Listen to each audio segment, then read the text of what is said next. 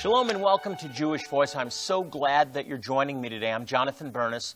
My guest today is New York Times bestselling author Joel Richardson. He's a good friend of the ministry, and you have fought through the COVID fears to be with us today, Joel. Thank you. Live in the studio. I have been waiting a long time to talk to you about a real mystery that you have been uncovering. I think this is I'm so excited about this because I grew up in a Jewish home, and Mount Sinai, I want to talk about Mount Sinai today, was really a focal point of my heritage, and it's important for Christians as well. So we're going to unpack what I believe is a real mystery. Mount Sinai. This is the place where Moses received the laws of God after the Exodus out of Egypt. Why is it important for Christians? Obviously, for Jewish people, we go back to Sinai for everything. But what about Christians? Why is it important? To answer your question, I would say this.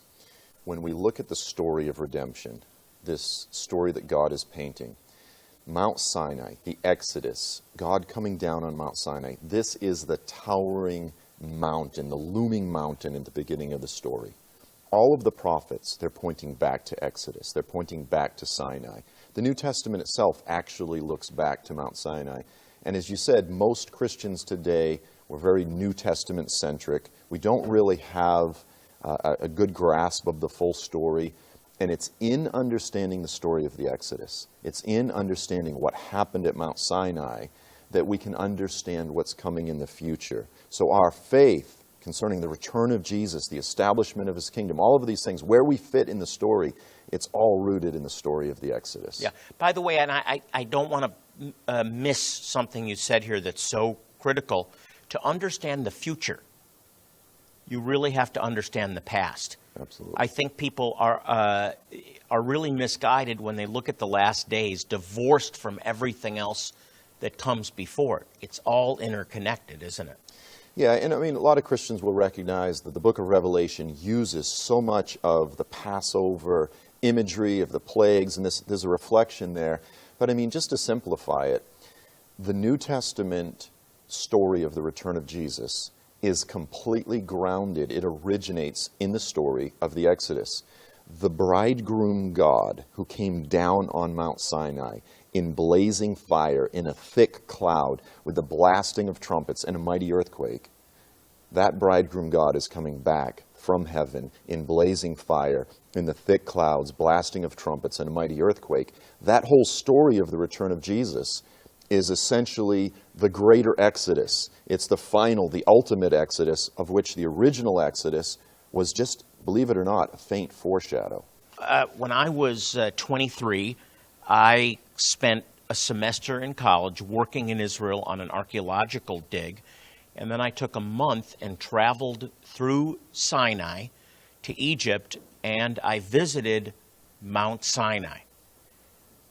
You are making a new claim that the Sinai that has been a mountain in the Sinai Peninsula and for centuries has been the location of Mount Sinai may actually be wrong. Yeah.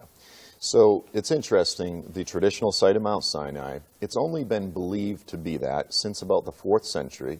You had some Egyptian Christian monks that went out to the Sinai. They found the highest mountain, and they just assumed that that was the real Mount Sinai.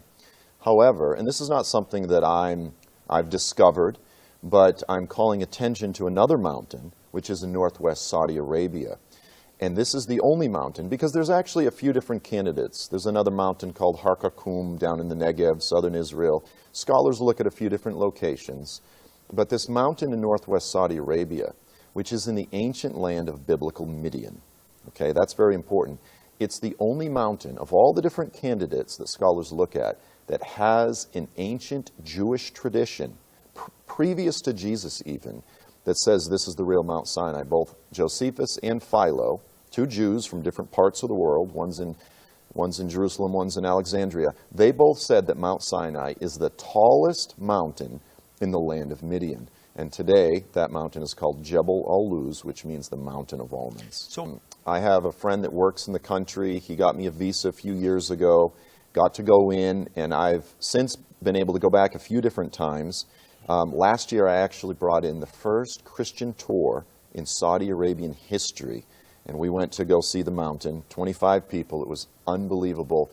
And all I can say, Jonathan, is the past couple of years of visiting the mountain, studying the history of this, I am 100% convinced it's the real Mount Sinai.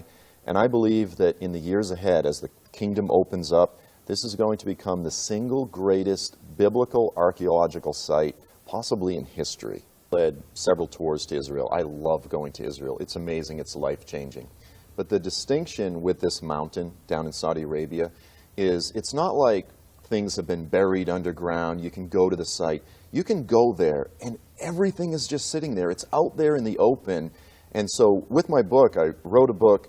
I really wanted people to understand what they're going to see when they go there. And so I've put in a lot of great full-color pictures. So you can, it's as though you've gone there yourself. And of course, there's a lot more that I haven't included, but if you want to get a good overview. So what I've tried to do is hit on all of the key mountain peaks, the most important issues, just sort of cut through all of the excess, just to get an overview of why this is historically, geographically, biblically, etc., traditionally, why this is the real Mount Sinai, made it easy for anybody to digest.